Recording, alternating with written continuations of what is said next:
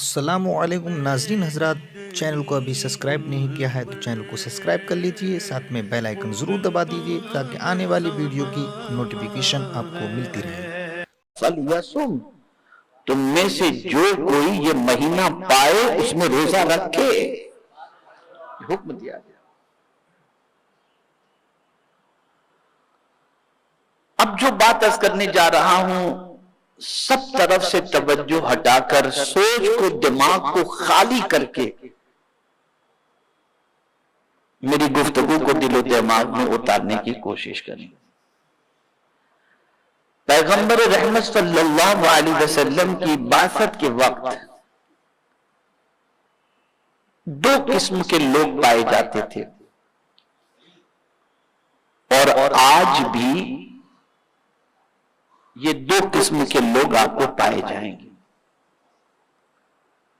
کمال کی بات ہے قرآن مقدس کی کہ ہر ایک کی فکر کو قرآن نے واضح کیا اور پھر بتا دیا کہ تمہیں کون سی فکر کو فالو کرنا ہے اور کون سے راستے پہ چلنا ہے، اور جو فکر اس وقت تھی اس فکر کو آج ہم مسلمانوں کی زندگی میں دیکھیں اور انسانوں کی زندگی میں تلاش کریں تو آج دوبارہ وہ فکر پلٹ کر کے مسلمانوں میں بھی آ چکی ہے اور انسانوں میں بھی آ چکی ہے۔ وہ کیا فکر تھی؟ تو قرآن کہتا ہے مَا هِيَ إِلَّا حَيَاتُنَا الدُّنْيَا نَمُوتُ وَنَحْيَا وَمَا يُهْلِكُنَا إِلَّا الدَّهْرُ وَمَا نَحْنُ بِمَبْعُوثِينَ۔ کیا فکر تھی اس زمانے کے اندر؟ تو قرآن کہتا ہے کہ اس وقت کفار کی سوچ جو سرکار صلی اللہ علیہ وسلم کی بعثت کے وقت تھی وہ یہ تھی کہ بس جو کچھ ہے یہ دنیاوی زندگی ہے۔ کیا سوچ تھی؟ جو کچھ ہے یہ دنیاوی زندگی، یعنی سارا معاملہ اسی دنیاوی زندگی کا ہے، یہی کھاؤ پیو بس موج مستی کرو۔ جیسے آج کا انسان یہ کہتا ہے جوانی بار بار تھوڑی ملتی ہے، آج کا انسان کہتا ہے۔ تو دنیا کی زندگی پر پورا فوکس، ہم بھی صبح سے لے کر رات تک اگر کسی زندگی کی فکر کرتے ہیں تو اسی دنیاوی زندگی کی فکر کرتے ہیں، حاشیہ خیال کے اندر بھی کوئی کام کے حوالے سے سوچ ایسی نہیں بنتی کہ ہمیں مرنے کے بعد وہاں کی زندگی میں کام آنے والے کام کے بارے میں بھی سوچنا چاہیے۔ اور اگر کچھ کر بھی لیتے ہیں، تھوڑی بہت عبادت بھی ہو گئی تو اس میں بھی دکھاوا آ جاتا ہے۔ اسی کو حضور مفتی اعظم ہند علیہ الرحمہ نے اپنے شعر میں کہا ہے، اور کیا ہی خوب کہا ہے، بوریائے فقر بھی بے ریا ملتا نہیں۔ سوچیا، یعنی ایسے لوگ جو صوفیانہ لباس پہنے ہوئے ہیں اور بظاہر ان کو دیکھنے کے بعد آدمی محسوس کرے یہ بابا بڑے پہنچے ہوئے ہیں، لیکن حضور مفتی اعظم ہند علیہ الرحمہ فرماتے ہیں ان کی زندگی میں بھی اخلاص تلاش کرو تو نظر نہیں آتا، وہاں بھی ریاکاری ہی نظر آتی ہے۔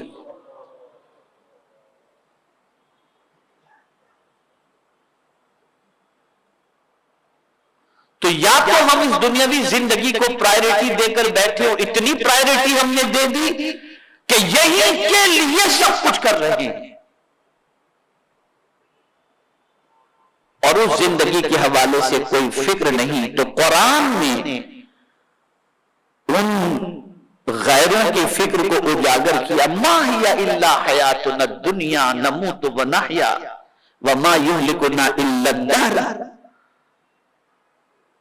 وَمَا نَحْنُ بِمَبْعُوثِينَ۔ تو کیا کہا انہوں نے؟ بس جو کچھ ہے یہ دنیاوی زندگی ہے، اور موت اور حیات کے بارے میں انہوں نے کیا کہا؟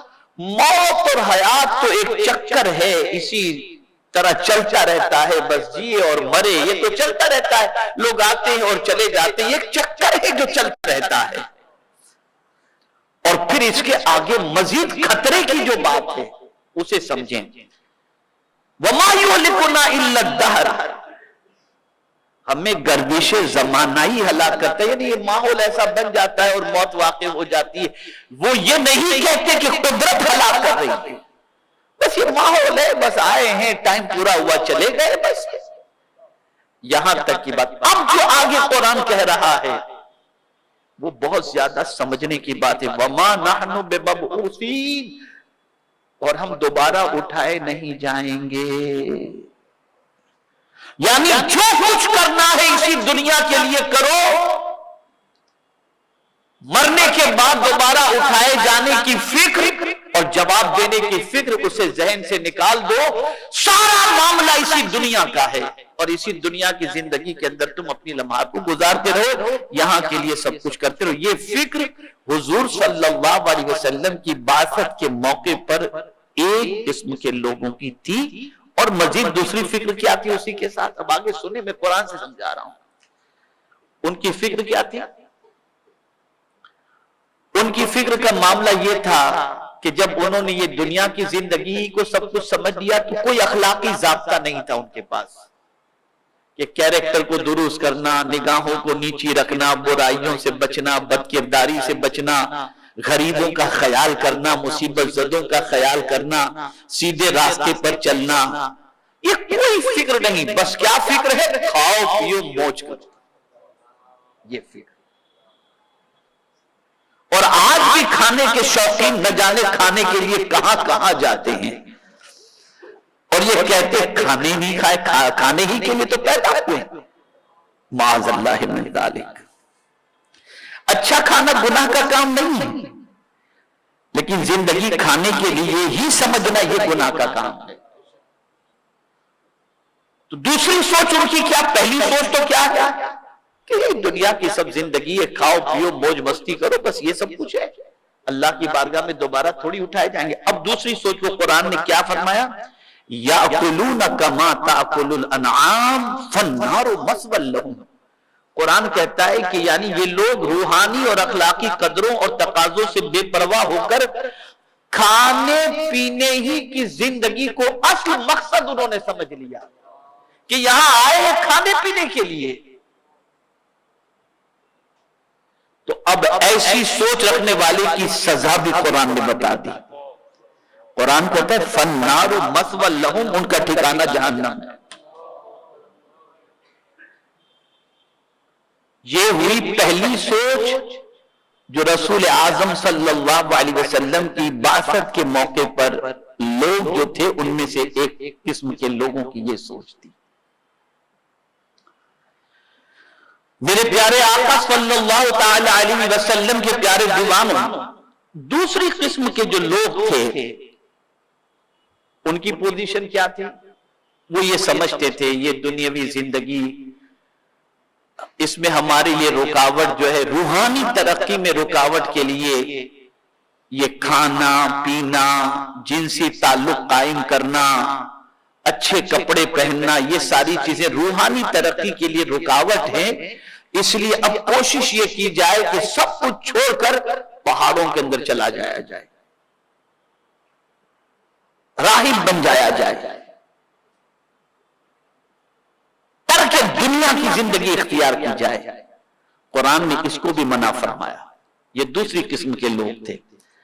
اب جب اس قسم کے لوگ تھے کہ کچھ تو اسی دنیا کو سب کچھ سمجھتے تھے، کچھ لوگ کھانے پینے کو زندگی کا مقصد سمجھتے تھے، کچھ لوگ ترک دنیا اختیار کر کے رہبانیت کی زندگی کو پسند کر رہے تھے، تو قرآن نے ایسا نظام عطا فرمایا جس نظام کے اندر اعتدال، درمیانی روش پروردگار نے ظاہر فرمایا۔ دنیا کا بھی خیال کرو، آخرت کا بھی خیال کرو، بھوکے بھی رہو، کھانا بھی کھاؤ، یہ سارا نظام اللہ عز و جل نے عطا فرمایا. اور قربان جائیے جب میں اس آیت کے حصے کو جب میں نے پڑھا تو طبیعت مچل گئی. اللہ اکبر. طبیعت اس اعتبار سے مچلی کہ قرآن نے روزے کا مقصد بیان فرمایا لعلکم تتقون، تاکہ تم پرہیزگار بن جاؤ. اور جب میں اس کی اسٹڈی کر رہا تھا کہ اللہ نے ماہ رمضان کیوں عطا فرمایا، تو پڑھتے پڑھتے جب اس آیت پر میں پہنچا تو میری طبیعت مچل گئی کہ قرآن نے فرمایا کہ روزہ تمہیں پرہیزگار کرنے کے لیے، لیکن پرہیزگار بنو گے کیسے؟ اعدلوا هو اقرب للتقوی. عدل اختیار کرو، یعنی درمیانی چال اختیار کرو، یہ تقوی سے بہت زیادہ قریب ہے. یعنی سب کچھ چھوڑ دو یہ بھی نہیں اور سب کچھ اختیار کر لو یہ بھی نہیں، بلکہ درمیانی چال چلو، یہ تقوی سے بہت زیادہ قریب ہے. اب میرے پیارے آقا صلی اللہ تعالی علیہ وسلم کے پیارے دیوانوں، روزہ کب اینڈ کرنا ہے؟ تو قرآن نے کہا وَأَتِمُّ الصِّيَامَ إِلَى اللَّيْلِ، رات تک روزہ کمپلیٹ کر. جیسے ہی سورج غروب ہوا آپ کا روزہ کمپلیٹ ہو گیا. اور میرے پیارے آقا صلی اللہ تعالی علیہ وسلم کے پیارے دیوانوں، اعتدال کی پوزیشن ایسی ہوتی ہے کہ بندے کو یہ کہا گیا کہ تمہارے اوپر اللہ نے اچھا کھانا بھی حرام نہیں کیا، تمہارے اوپر پاکیزہ رزق بھی اللہ نے حرام نہیں کیا، اچھے کپڑے پہننا، زینت اختیار کرنا، اسے بھی اللہ عز و جل نے حرام نہیں فرمایا. لیکن یہ ساری چیزیں لمٹ کے اندر ہوں، لمٹ سے کراس نہیں کرنا چاہیے. یعنی کیا؟ کلو واشربوا ولا تسرفوا، کھاؤ پیو اور اسراف مت کرو. اسراف مت کرو، روک دیا وہاں سے. حد قائم، اعتدال، درمیانی چال. اب آئیے تھوڑا سا اور آگے بڑھیں، سمجھیں. میں آپ کو تھوڑا سا سمجھانا چاہوں گا، روح کی طرف لے جانا چاہوں گا، روزے اور رمضان کی روح آپ کے اندر اتارنا چاہوں گا، تاکہ اس نیت سے اگر آپ رکھیں گے روزے میں اور ماہ رمضان کو گزاریں گے تو آپ کو ماہ رمضان کا لطف ہی کچھ جدا ملے گا انشاءاللہ. دیکھیے سمجھیے، آپ انسان کا ایک ہے ظاہر اور ایک ہے باطن. دل کا تعلق باطن سے اور سارا وجود ہماری نگاہوں کے سامنے ہے نا. اب آپ دیکھیں، ظاہر ہمارا ہم سنوارنے کی 11 مہینے تک کوشش کرتے ہیں، نماز پڑھتے ہیں، تلاوت کرتے ہیں، ٹھیک ہے نا. حج کی سعادت اللہ نے عطا فرمائی تو حج کرتے ہیں، زکات دیتے ہیں. ظاہر ہمارا سنور رہا ہے، ظاہر سنور رہا ہے. لیکن باطن کا معاملہ یہ ہے کہ اس کے سنورے بغیر ظاہر پوری طریقے سے نہیں سنور سکتا. آقا کریم صلی اللہ علیہ وسلم نے فرمایا الا ان فی الجسد مضغۃ اذا صلحت صلح الجسد كله واذا فسدت فسد الجسد كله الا وهي القلب الا وهي القلب الا وهي القلب. آگاہ ہو جاؤ، جسم میں گوشت کا ایک ٹکڑا ہے، اگر وہ سنور گیا تو پورا جسم سنور جائے گا، اور اگر وہ بگڑ گیا تو پورا جسم بگڑ جائے گا. اور جان لو وہ دل ہے، وہ دل ہے، وہ دل ہے. ہم 11 مہینے تک اپنے دل کو مردہ کرتے رہتے ہیں. دل مردہ ہوتا ہے کن چیزوں سے؟ 2 چیزوں کا تذکرہ کر دوں، 3 چیزوں کا. بہت زیادہ ہنسنے سے دل مردہ ہو جاتا ہے، اور بہت زیادہ کھانے پینے سے بھی دل مردہ ہو جاتا ہے. آقا کریم صلی اللہ علیہ وسلم نے فرمایا لا تمیت القلوب بکثرت الطعام والشراب فإن القلب كالزرع يموت إذا كثر عليه الماء أو كما قال. بہت زیادہ کھا پی کر اپنے دل کو مردہ مت کرو. दिल खेती की तरह है, खेती में ज्यादा पानी अगर चला जाए तो खेती मुर्दा हो जाती है, ऐसे ही ज्यादा खाने पीने से भी दिल मुर्दा हो जाता है। तो ये हमारा दिल तो मुर्दा हो जाता है, नहीं इतना खा लेते हैं कि थम्स अप का धक्का मारना पड़ता है, स्प्राइट का धक्का मारना पड़ता है, 7 अप का धक्का मारना पड़ता है, तब जाके खाना अंदर उतरता है। मदीने मुनव्वरा में एक तबीब पहुंचे, उनको वहां के बाशिंदों के इलाज के लिए भेजा गया। 6 महीने तक मदीने में रहे और उसके बाद वो वापस जाने लगे। तो पूछने वाले ने पूछा क्या बात है? कहा क्या करूं, यहां कोई बीमारी नहीं होता तो आकर के रह करके मैं क्या करूंगा। फिर उसे ख्याल आया कि जरा पूछूं तो सही कि बीमार क्यों नहीं होते। अल्लाह अकबर। तो किसी से पूछ लिया क्या बात है कि यहां के बाशिंदे जल्दी से बीमार नहीं पड़ते। तो जवाब देने वाले ने जवाब दिया, चूंकि हुजूर सल्लल्लाहु अलैहि वसल्लम के फरमान पर अमल करते हैं इसलिए बीमार नहीं होते। कहा कौन सा फरमान? बस ये नुस्खा याद रखना, कौन सा फरमान? बोले आका करीम सल्लल्लाहु अलैहि वसल्लम ने फरमाया, जब भूख लगे तब खाओ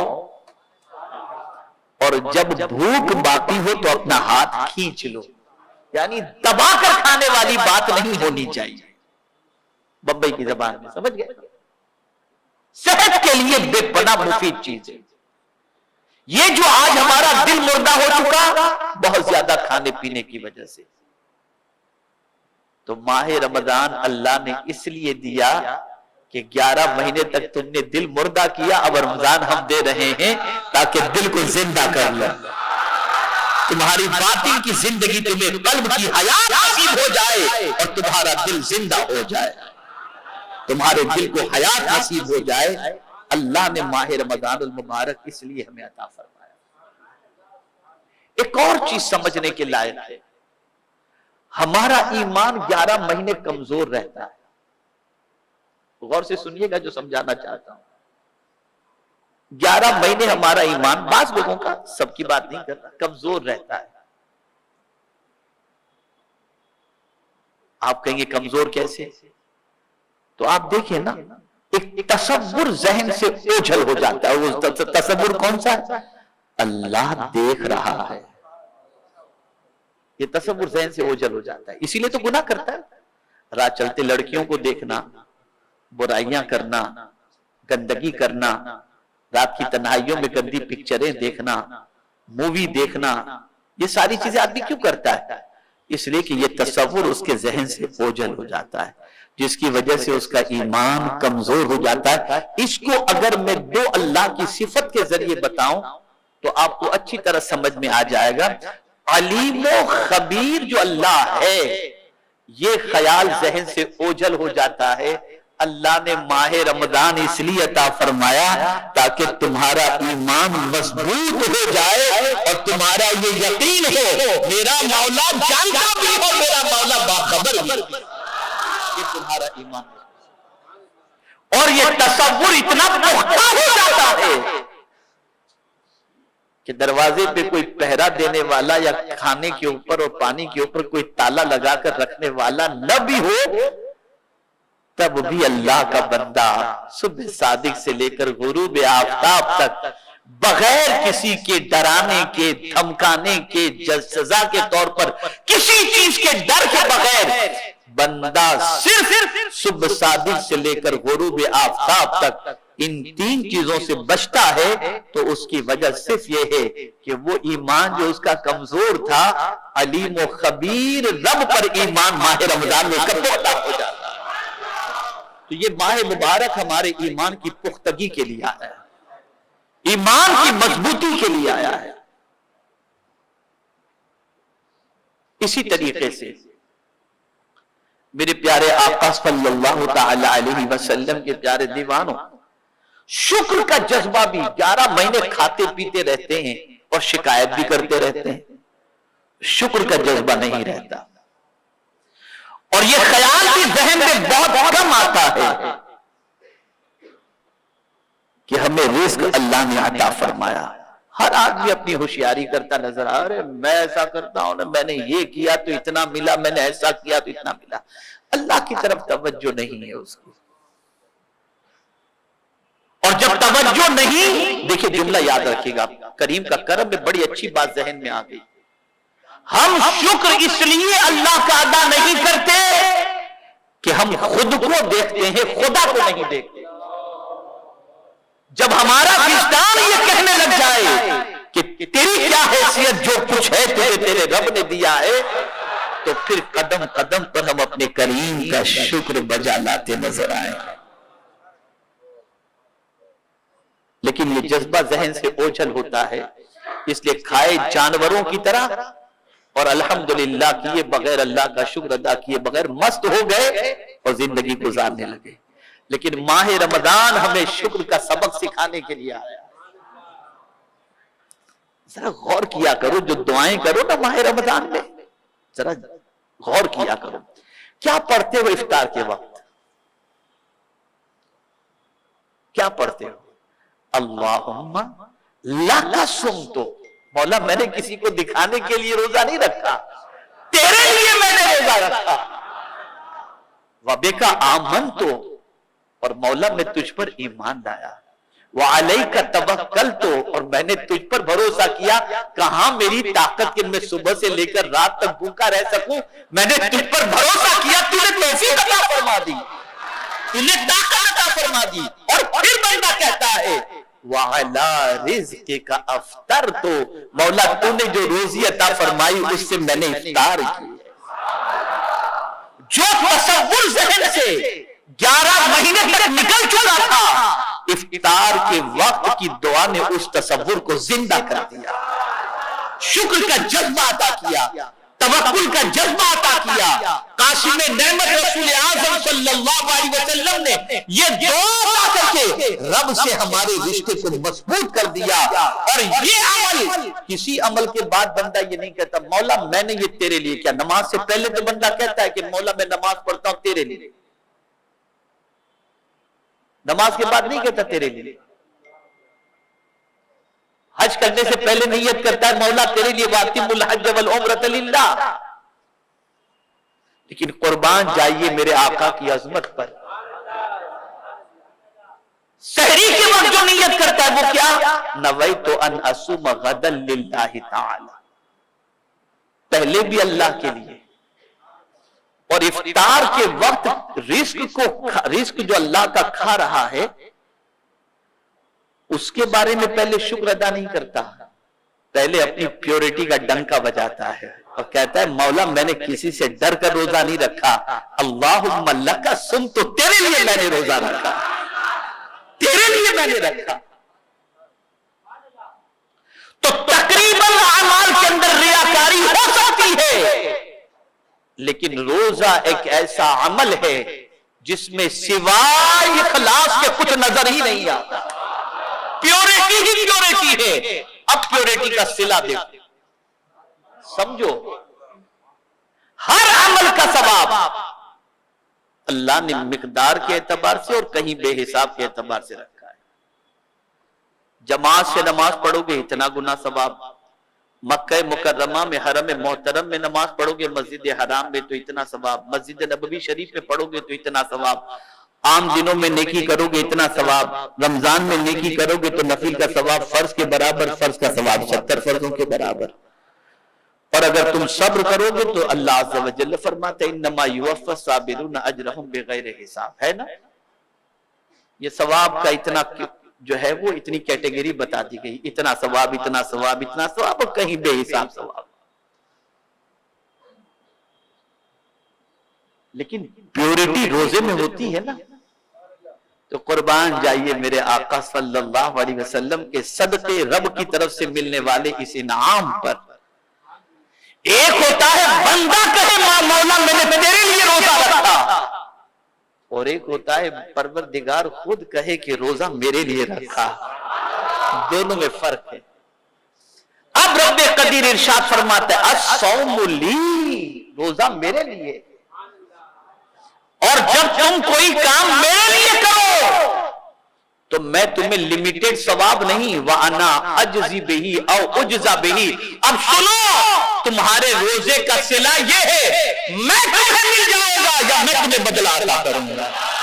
یہ ہے پیورٹی کا صلہ، یہ ہے پیورٹی کا صلہ۔ روزہ ایک ایسا عمل ہے جب تک کہ روزے دار بتائے نہیں تب تک کسی کو پتہ ہی نہیں چلتا۔ نماز پڑھو گے پتہ چل جائے گا، حج کرو گے پتہ چل جائے گا، زکوٰۃ دو گے لینے والے کو پتہ چل جائے گا، لیکن روزے دار جب تک نہ کہے میں روزے سے ہوں کسی کو پتہ ہی نہیں چلتا، پتہ ہی نہیں چلتا۔ کیا پیورٹی ہے اس کے اندر، کیا پیورٹی ہے۔ یہ ماہ رمضان کے روزے ہمیں اخلاص کا درس دیتے ہیں، اخلاص کا پیغام دیتے ہیں کہ بندو کچھ بھی کرو اپنے رب کی رضا کے لیے کرو، اس کے لیے کرو، وہ خوش ہو گیا تو تمہیں دنیا اور آخرت کی ساری نعمتیں نصیب ہو جائیں گی، بلکہ دینے والا مولا خود تمہیں مل جائے گا۔ اسی طریقے سے پروردگار جل جلالہ چاہتا ہے کہ اس کے بندوں کا بھلا کیا جائے۔ دیکھیے بہت خاص طور پر میں عرض کروں، اسے ہمیشہ یاد رکھنا، اللہ عز و جل صاحب کفر کو ڈھیل تو دیتا ہے، لیکن ظلم کرنے والے اور تکبر کرنے والے کو کبھی ڈھیل نہیں دے، یعنی کبھی اس کی پکڑ سے بندہ جو ہے بچ نہیں سکتا۔ صاحب کفر تو بچ جائے گا کسی حد تک، لیکن صاحب ظلم اور صاحب تکبر نہیں بچتا۔ اور اسی طریقے سے یہ بھی ذہن کے اندر رہے کہ اللہ کا وہ بندہ بہت زیادہ پسند ہے جو اس کے بندوں کو نفع پہنچائے۔ رسول اعظم صلی اللہ علیہ وسلم فرماتے خیر الناس من ينفع الناس، تم میں بہتر وہ ہے جو لوگوں کو نفع پہنچائے، وہ سب سے بہتر ہے۔ تو اب 11 مہینے تک تو میں حلمی مزید اپنی فکر میں انسان لگا رہا، لیکن یہ ماہ مبارک دوسروں کی فکر کا جذبہ عطا کرنے کے لیے بھی آیا ہے۔ تو قربان جائیے میرے آقا صلی اللہ علیہ وسلم کی عظمت پر کہ سرکار صلی اللہ علیہ وسلم نے روزے دار کو اگر کوئی شخص دودھ یا پانی سے افطار کرائے اس پر تو ثواب کی بشارت عطا فرمائی، لیکن ساتھ میں اگر کسی روزے دار کو پیٹ بھر کر کے کوئی کھانا کھلا دے، حضور فرماتے ہیں کل بروز قیامت اسے حوض کوثر سے میں جام کوثر عطا کروں۔